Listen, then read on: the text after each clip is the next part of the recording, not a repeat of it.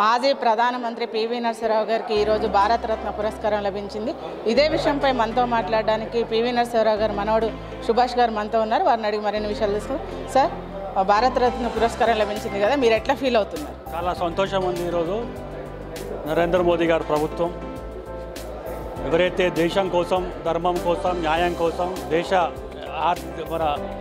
Development కోసం, దేశ అభివృద్ధి కోసం త్యాగాలు చేస్తున్నారో వాళ్ళందరినీ కూడా వివిధ వర్గాలకు చెందిన వ్యక్తులను, వివిధ వర్గాలకు ఎక్కడైనా ఎవరినైనా కూడా మరి అన్బయాస్డ్గా ఈరోజు వారిని గుర్తించి గౌరవించి సన్మానించినందుకు వారికి ధన్యవాదాలు తెలుపుతూ ఆ తాతగారైన శ్రీ పివి నరసింహారావు గారికి మరి ఎన్నో సంస్కరణలను తీసుకొచ్చిన ఒక మహానాయకుడికి, తెలుగు ప్రజల ముద్దుబిడ్డ, మన ఆంధ్రప్రదేశ్ ఉమ్మడి ఆంధ్రప్రదేశ్లో ముఖ్యమంత్రిగా ఉండి అనేకమైన సాహసోపేత నిర్ణయాలు తీసుకొచ్చి ఈ దేశ ఆర్థిక వ్యవస్థ అంటే మన పరిస్థితిని అభివృద్ధి చేసిన వారికి గౌరవించి ఈ యొక్క అరుదైన మరి మన భారతరత్న ఇవ్వడం మేము చాలా గర్వంగా ఫీల్ అవుతూ స్వాగతిస్తున్నాం.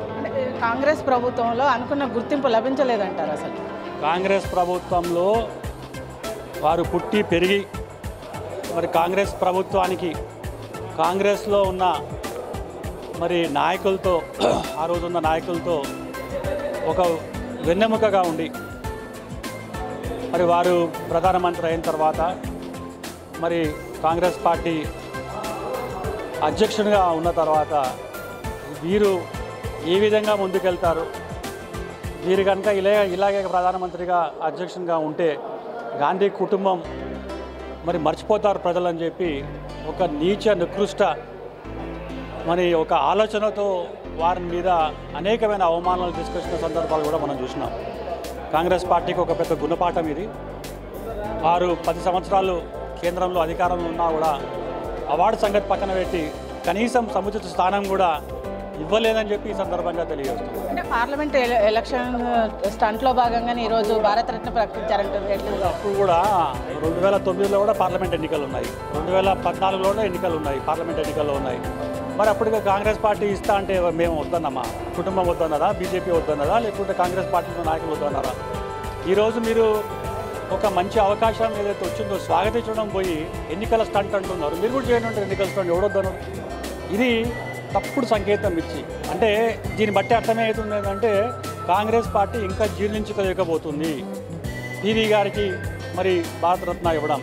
ఎందుకంటే గాంధీ ఫ్యామిలీ ఎప్పుడు కూడా ఒకటే ఆలోచిస్తుంది అన్నట్టు, గాంధీ ఫ్యామిలీ తప్పితే భారతరత్న ఎవరు రావద్దు, పద్మవిభూషణ్ అన్ని అవార్డులు వాళ్ళకే రావాలి.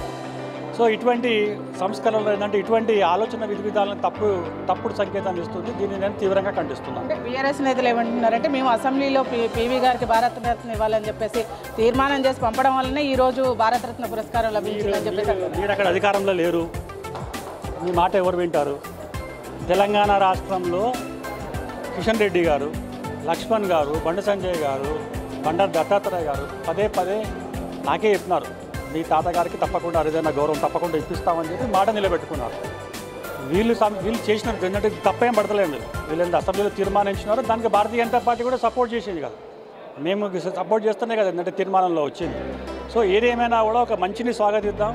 వారు చేసిన అభివృద్ధి కార్యక్రమాలను వారు రాబోయే తరాలకు గుర్తింపుగా ఈరోజు భారతరత్న ఇచ్చినందుకు ధన్యవాదాలు చెప్తున్నాం. రాబోయే తరాలకు గుర్తింపుగా భారతరత్న ఇవ్వడం చాలా సంతోషంగా ఉందని చెప్పేసి పివి నరసింహారావు గారు మనోడు హర్షం వ్యక్తం చేస్తున్నారు. అదేవిధంగా ఈ భారతరత్న ఇచ్చినందుకు ఎవరు కానీ విమర్శలు చేయొద్దని చెప్పేసి కూడా అంటున్నారు.